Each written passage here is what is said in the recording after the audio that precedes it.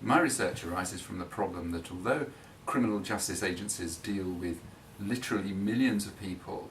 around the world every year, we don't seem to have any good idea as to what the principles should be of a fair trial and the way that we conduct criminal process generally.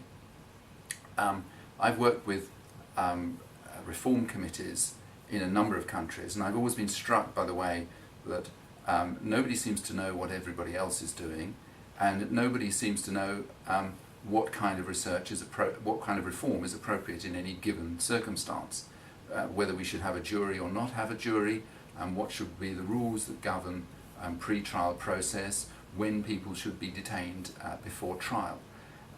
So my research is aimed at this problem in two ways.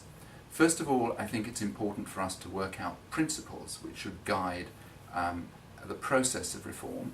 because if we don't have those, then reform is driven by factors such as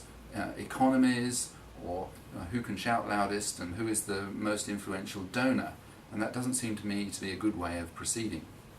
So I think it's important that as academics we work out principles which should guide